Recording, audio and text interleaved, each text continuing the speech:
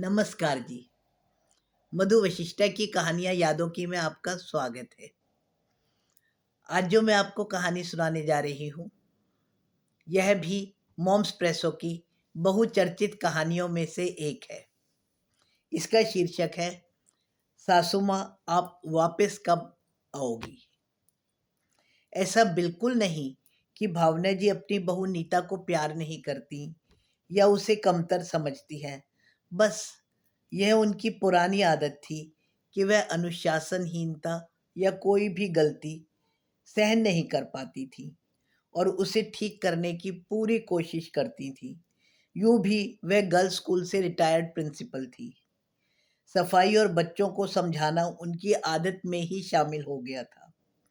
अब जब उनकी बहू आई तो ऐसा मानो कि उन्हें समझाने के लिए घर में ही एक विद्यार्थी मिल गया। बहू नीता एकदम मस्त मौला, अपने घर की इकलौती बेटी जिसने सिवाय पढ़ाई और मस्ती के कभी कोई काम ही ना करा हो और आने के साल भर के अंदर में ही माँ भी बन गई हो, उससे भला परफेक्शनिस्ट होने की कैसे उम्मीद की जा सकती है। भावना जी का लेक्चर सुबह से ही शुरू हो जाता।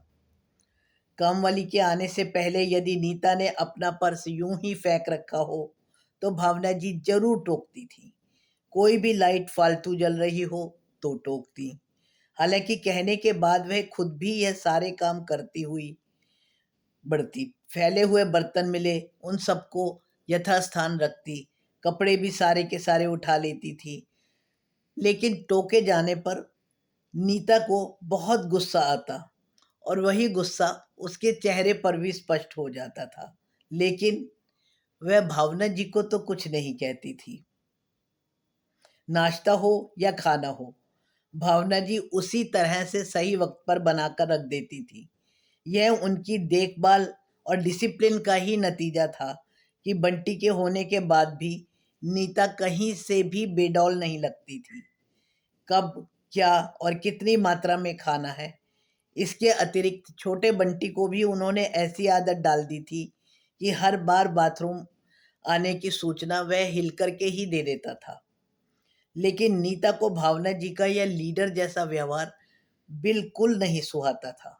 एक दिन जब हाथ की उंगली से ऊपर की ओर इशारा करती हुई भावना जी जब नीता को कमरे में लगे जाले दिखा रही थी तो गुस्से से नीता का चेहरा लाल हो उठा। बस उसी दिन उन्होंने फैसला कर लिया था कि अब वह अपनी बम्बई वाली बहन के पास कुछ दिनों के लिए रहने चली जाएंगी। दूसरे ही दिन दोनों पति पत्नी मुंबई के लिए रवाना हो गए। यूं भी बंटी के होने के बाद भावना जी कभी कहीं निकली भी नहीं थी।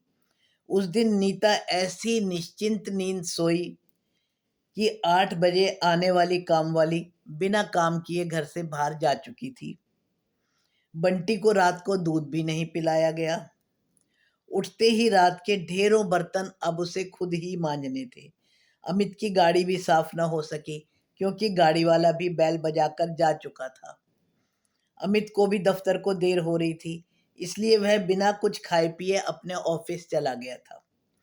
पूरा दिन वह घर के कामों में ही व्यस्त रही। जैसे तैसे शाम का खाना बनाया। पूरा दिन थकी होने के कारण शाम को उसे जल्दी ही नींद आ गई। पूरी रात बंटी ने सोने नहीं दिया। उसको शायद हर वक्त डायपर पहन के बहुत बेचैनी लग रही थी। डर के मारे दूसरे दिन तो उसकी नींद 5 बजे ही खुल गई थी। वह सब काम जिनके लिए कि वह सासू माँ से गुस्सा होती थी, अब वह खुद ही कर रही थी।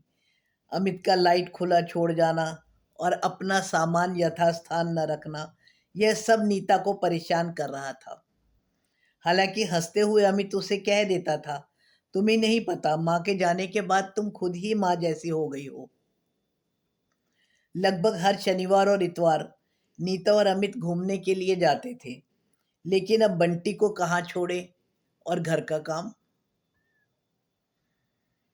भावना जी के मिलने जुलने वाले भी आते तो नीता को बिना तैयार हुए ही पाते थे।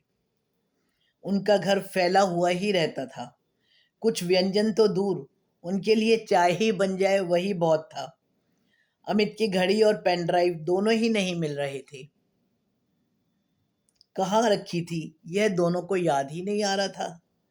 याद आ रही थी मम्मी की एक एक बात। घर में आने वाले धोबी, बर्तन वाली, सफाई वाली, उन सब के आने से पहले मम्मी का यह नियम था कि हर चीज संभाल कर रखी जाए। बाद में प्रत्येक पर शक करना और दुखी होना, इस चीज से उन्हें सख्त नफरत थी। इसलिए सवेरे उन सब के आने से पहले वे खुद पूरे घर में घूमते हुए हर सामान को संभाल कर रखती थी। इतने में ही फोन की बेल बजी। फोन मम्मी का था। इससे पहले कि मम्मी घर के और सबके बारे में पूछती, नीता लगभग रुआसी होकर बोली, मम्मी अब वापस कब आओगी? अरे मेरा भी तुम्हारे बिना कहाँ मन लग रहा है, कल तक हम दोनों आ जाएंगे। ऐसा बोलकर भावना जी को ज्यादा सुकून मिला या सुनकर नीता को, कह नहीं सकते, लेकिन खुश दोनों ही थे। कहानी सुनने के लिए धन्यवाद, और उन सब का भी धन्यवाद जिन्होंने मेरे ब्लॉग को लाइक, कमेंट और सब्सक्राइब करा है। नमस्ते।